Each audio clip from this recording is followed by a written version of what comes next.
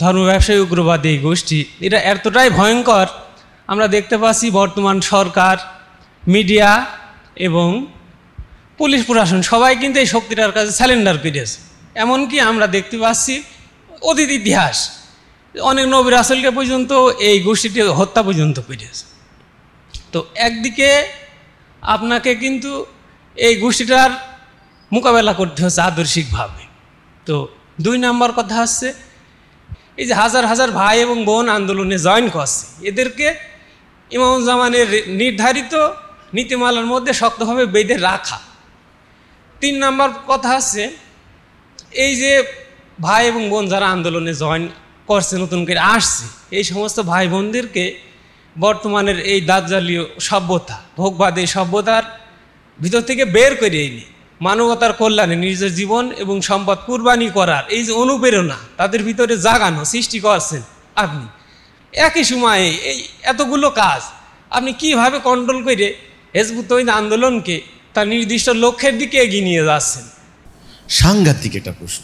একদিকে ইমামুজ্জামান যে আদর্শের উপর রেখে গেছেন, সেই আদর্শের মধ্যে বেঁধে রাখা, যে আইন ভঙ্গ করব না, তারপর অন্যায় করব না, অবৈধ অস্ত্রের নিকট যাব না, এই যে একটা আন্দোলনে তো কত রকমের লোকই তো আসে, তাই না? 1-2 বছর না, তো প্রায় 30 বছর হয়ে গেছে। আরেকদিকে এই ধর্ম ব্যবসায়ী উগ্রবাদী, এদের তাণ্ডব মোকাবেলা, এদের তাণ্ডব, এদের পাড়ায় পাড়ায়, মহল্লায় মহল্লায় এদের শক্তিশালী শিকড় কতখানি এদের দাপট কল্পনা করতে পারবেন না। ডিসি পর্যন্ত ভয়ে কথা বলে না, এদের ভয়। আরেকদিকে প্রশাসনের হয়রানি, 5 থেকে 700 মামলা করেছে আমাদের বিরুদ্ধে। এই যে রংপুরে সর্বশেষ দেখেন, আমাদের বাড়িতে হামলা করলো, আমাদের লোকদের মারলো, আমাদের গরু বকরি লুট করলো, আমাদের বাড়ি আগুন দিয়ে জ্বালাই দিল, পুলিশ দেখলো, সেনাবাহিনী দেখলো, উল্টো আমাদের লোকদেরকে গ্রেপ্তার করে জেলে দিয়ে দিল। আপনি জিজ্ঞাসা করলে কেন করলেন, বলে কাজটা অন্যায় হয়েছে, আমরা বুঝতে পেরেছি, আসলে পরিস্থিতি সামাল দেওয়ার জন্য আমাদের কিছু করার ছিল না। তো ওনার প্রশ্ন হচ্ছে, নাজমুল ভাইয়ের প্রশ্ন হচ্ছে যে এই এত কিছুর সেভাবে আপনি কিভাবে এই আন্দোলনটাকে সামনের দিকে এইভাবে নিয়ে যাচ্ছেন? আমি আপনার প্রশ্নের আলোকে বলতে চাই, এখানে আমি হলাম একেবারেই তুচ্ছ নগণ্য। এখানে একটা উদাহরণ দিচ্ছি, দেখেন। আল্লাহ রাব্বুল আলামিনের সিদ্ধান্ত হলো, আল্লাহ মুসা আলাইহিস সালামকে নির্ধারিত করলেন বা মনোনীত করলেন, বাছাই করলেন যে ফেরাউনের অত্যাচার থেকে তিনি ইয়াহুদি জাতিকে রক্ষা করবেন, ইয়াহুদি জাতিকে তিনি পুনরুদ্ধার করবেন, ক্ষমতায়ন করবেন। তিনি ওনার ফ্যামিলি নিয়ে রওনা দিলেন।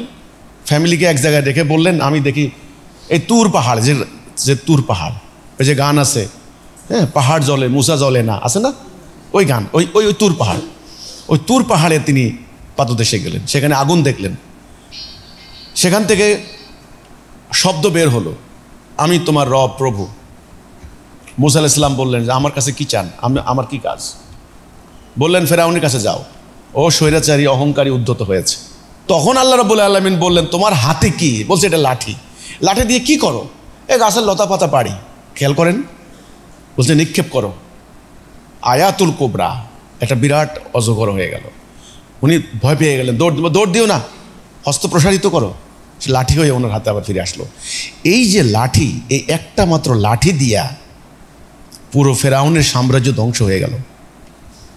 এটা আল্লাহ তাআলা উদাহরণ দিচ্ছেন মোমেনদের জন্য। আমরা হলাম ওরকম একটা কিছু, হাতে লাঠি, আমাদের কোনো নিজের কোনো ব্রেন চিন্তা ইম্পসিবল না, নিজের কোনো ক্রেডিট কৃতিত্ব কিচ্ছু না, মোটেও না। নোয়াখালীতে কত কিছু করব, এই করব, সেটা তো আমি তো সিদ্ধান্তই নিয়েছি। আরে যারা আমার বাড়ি হামলা করলো বারবার, যাদের জন্য আমি এত কিছু করলাম, এত উপকার করলাম, এই এলাকার মানুষ কেউ বলতে পারবে না যে আমি কোনোদিন কারোর সাথে একটা দুর্ব্যবহার করেছি, কোনো দোকানে 10টা টাকা আমার থেকে পায়, কেউ বলতে পারবেন।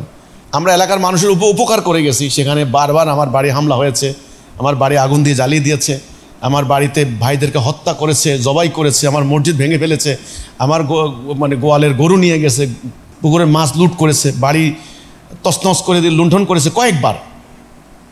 তা আমি তো একটা পর্যায়ে খুব রাগ করে, অভিমান করে, কষ্ট পেয়ে আমি বলছি এলাকায় আর যাবই না।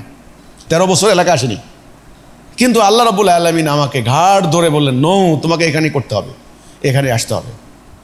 আপনারা কি ইমামুজ্জামানের ইন্তেকালের সঙ্গে সঙ্গে একদিনের জন্য 1 ঘন্টার জন্য কোনো নির্দেশনা পাইতে কোনো অসুবিধা হয়েছে? হয়নি।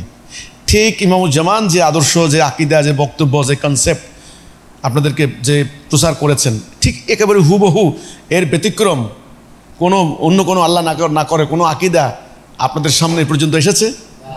এটা কিন্তু একটা মারাত্মক ব্যাপার। 1 ঘন্টার জন্য, 1 মিনিটের জন্য হিজবুত তৌহিদ এটা মনে করে নাই যে আমাদের কোনো নেতা নাই। হিজবুত তৌহিদ আল্লাহ চালান, আমরা কি? আমরা হাতের লাঠি, আর কিচ্ছু না। তা এখানে কোনো আমাদের কোনো একক কোনো ক্রেডিট, কোনো কৃতিত্ব, কোনো খুব না, কিচ্ছু না। আমি এই মানুষটা আগেও ছিলাম, আমার এলাকার মানুষ আমাকে আগে থেকেও চিনে, আমার আন্দোলনের ভাইরাও আমাকে ইমাম হওয়ার আগেও আমাকে দেখছেন, এখনও দেখেন। আমাদের দৈনন্দিন জীবনের কোনো অভিনয় পাবেন না ইনশাল্লাহ। আমরা কোনো অভিনয় করতে পারি না। আমরা মানুষ, আমাদের ভুল হতে পারে, আমাদের পাপ আছে, আমাদের গুনাহ আছে, গুনাহের কোনো শেষ নাই। আমরা আল্লাহর কাছে ইস্তেগফার করব, ক্ষমা চাইব। আমাদের মোমেনরা ভাই ভাই, আমাদের মধ্যে একটা অঙ্গীকার আছে যে কোনো মোমেন যদি কোনো ভুল করে তাকে অত্যন্ত ভদ্রভাবে, বিনীতভাবে বলতে হবে, ভাই তুমি এই ভুলটা করছো, এই তার পিছনে কোনো গীবত করবে না। এই পৃথিবীর বুকে রাত্রির বেলায় মহাশূন্য থেকে কত কিছু ধেয়ে আসে, আসে না? কত উল্কাপিণ্ড আসে, কত কিছু আসে। এগুলি সমস্ত আকাশের মধ্যে ধ্বংস করে দেন কে? আল্লাহ সুবহানাহু ওয়া তাআলা। তিনি বিভিন্ন স্তর রেখেছেন, সেখানে মহাজাগতিক রশ্মি থেকে শুরু করে অ্যাস্টেরয়েড বেল্টের পাথর পর্যন্ত মানে জ্বলে পুড়ে ছাই ভস্ম করে দেয়, যেন দুনিয়ার মানুষের কোনো ক্ষতি না হয়। আমরা নাক ডেকে ঘুমাই, আরামে ঘুমাই কম্বলের নিচে।